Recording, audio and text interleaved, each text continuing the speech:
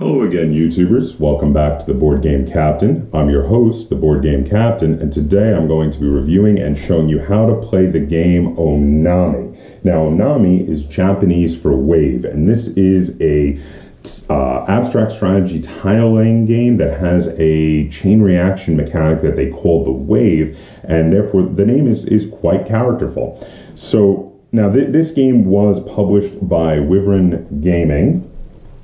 And the game itself was designed by Phil Lawyer with art by Daisy for Line Art Studios. Let me show you that there. They did not put it on the box, but they put it right there on the inside cover of the rulebook. So now this is a 15 to 30 minute game for 2 to 6 players and for ages 8 and up. So I'd like to start there. Now, with the 15 to 30 minutes, that is a really good estimate. 2 players is much closer to the 15, and the 5 and 6 players is much closer to half an hour, but that actually feels about right. The 2 to 6 players, this is something I do want to address. The game mechanically does not change from 2 to 6 players. It functionally works the same at 6 players as it does at 2 players. However, the game does feel like it was designed to be a 2-player game, and then they added in the other player counts so that they could say it could be played at more players. But the game plays best, in my opinion, at 2 players. But we'll go into that more when I do the review. Now, as for the ages 8 and up, this is a very good estimate. This one's right on the nose, because the mechanics of this game are fairly easy to understand. The most complicated mechanic is the wave, which will take you about 3 minutes of your 5 minutes worth of explaining time you're going to need to teach people how to play, to teach them how to do the wave. But once they get it, they'll be ready to play, and they'll realize the game is actually quite intuitive. Now, the first component I want to show you is the rulebook. And the rulebook is very nice. It's full color. It's full of lots of diagrams and examples to explain how the mechanics work. And even with all of those diagrams and examples, it is a total of 9 pages long. That's right, only 9 pages. It's not going to take you very long to read this rulebook, maybe 5 minutes, and then another 5 minutes to explain to the people or person you're playing with how to play this game. And you're gonna be playing. So it's very well done rulebook. 2 thumbs up for me on the rulebook for sure. Now, there are 2 sets of components that I want to address at the same time here. There are these discs that are white on one side and black on the other, and there are these cubes that look like 6-sided dice with a different color and symbol on every side. And the reason is that mechanically these 2 things are serve the same purpose in the game. You're only going to use one or the other, and it depends on whether you're playing 2 or you're playing more than 2 players. Now, if you're playing 2 players, you can easily use the discs, and they're used to show control over the different tiles. Black for one of the players, white for the other, and you flip them over if someone takes over control of one of the tiles on the board. Now, the cubes are used in the same manner, but as they have up to 6 sides, these are how you play when you're playing 3 through 6 players, is that everybody chooses a symbol, whether you be the bonsai tree, or the wave, or the koi fish, or the mountain, or the archway, or the dragon, and each one, in addition to being a different symbol, is a different color, so it's very easy to keep track of. And now, I do want to draw attention to these because these are really nice. The plastic discs are good, but these cubes are fantastic, and even when playing 2-player, we've been using the cubes just because we love the different symbols on them. They're beautiful, and we really like using them. Now, the main component of this game is the cards, so let's discuss the cards. Now, they have the same artwork from the cover of the game on the back, and it says Onami, and on the front they have more of the same style of artwork. Now, these are fairly thick cardstock. They're not anything special. They're not a linen finish or anything like that, but they're not flimsy either. They're fairly good quality of cardstock. They don't bend very easily. You can feel them being sturdy enough and holding up. And the artwork on them is very nice. You have these, again, Japanese watercolor style pictures, and then numbers in every direction of the card, and that is because those are very necessary for the mechanics of the game. So for instance, here you have a picture of a samurai, and again, he's got 4s in 3 directions and 3 in 1 direction. Here you have a lady playing an instrument, something similar to a guitar. I don't know what that instrument is called. Feel free to comment down below if you are aware of what that instrument is called. And I just want to show off another one that I quite like. This is a little, looks like a little temple. Very nicely done. I really do like the simplistic but classic style Japanese watercolor artwork. It feels very characterful with the theme they have chosen for this game. And I like it. I like the way it looks. Now, the final component for the game is the board. Now, the board is made to look like old parchment or old paper. It's got that weathered look to it. And as you can see here, you've got spaces that are made by a nice little border that looks like vines, and then as artwork on the board they have this faded looking picture of vines with leaves and flowers on it. Now, of all of the components of the board, this is actually, of all the components to this game, the board is my least favorite. It feels a little bland. It's got this beige kind of look to it. I do feel like they could have done something better with it. Maybe a nice big picture in the background. Maybe just a repeat of the big wave from the cover of the game and the cover of the rule book in the background, I think would have looked nicer. That being said, it's functional. It serves its purpose. And you know, before long, the board is covered by all of the cards, and therefore you have all the artwork from the cards out there. It's just that if I had to pick a component to complain about, it would be the board, because I do feel like it's a little bit lacking in presentation.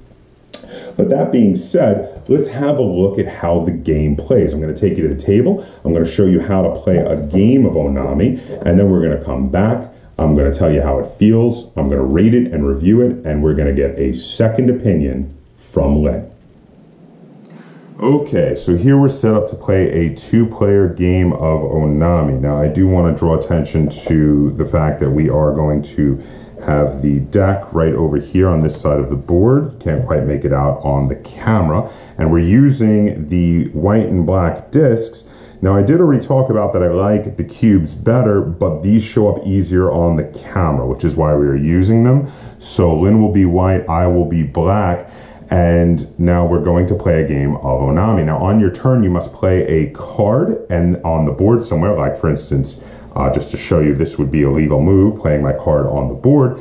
Then, when you're done making your move, you must draw a card. Now, if the card you played is adjacent to or diagonally adjacent to any cards, you have to compare the numbers that are adjacent to each other. And if your number is higher than the other card's number, you get to take control of that one. So if I played this one, I get to place a one of my tokens, the black tokens, on it, and if it were adjacent to another card that were here that had a lower number adjacent to my number there, and that card already had a white token, I could flip it to a black. Now you get to keep flipping cards continuing in the wave as long as you can flip a maximum number of cards equal to the difference between the number on your card and the number of the card that was already on the table. But in addition, the extra cards in the wave all have to have their number adjacent to the last number that got flipped. Their number that's adjacent to that card has to be lower than that card's number as well to continue the wave. So that's really the whole game, but now we're going to show you exactly what that means and how you play. So go ahead, Lynn, start us off. So Lynn plays a card there. Now it has, let me just show it to you. She played it with the 1 and the 2 facing the outside of the board defensively and put the 6s facing inside the board to make it difficult to capture. So now I'm going to do something similar. I'm going to take this corner over here, placing 2 0s on the outside of the board and 2 6s facing inward. Now those are both rather defensive moves that we've started out with. And now it is Lynn's turn again.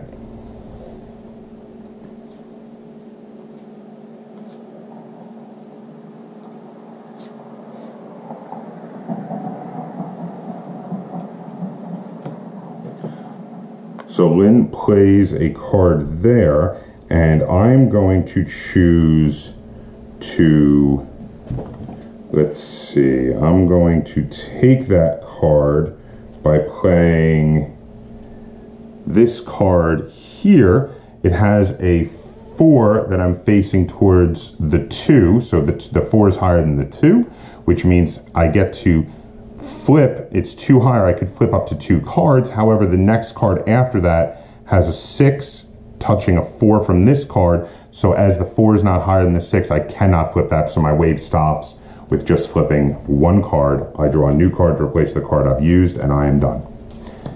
Now, Lynn has placed a card with a 4 adjacent to a 2 here, which means that she can do a wave of up to 2 cards. She flips this one to the white. This one had a 4 facing a 2. She could flip that one over as well. So,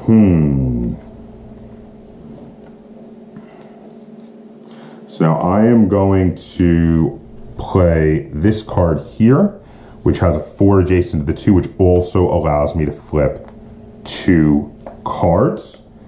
And then it is Lynn's turn.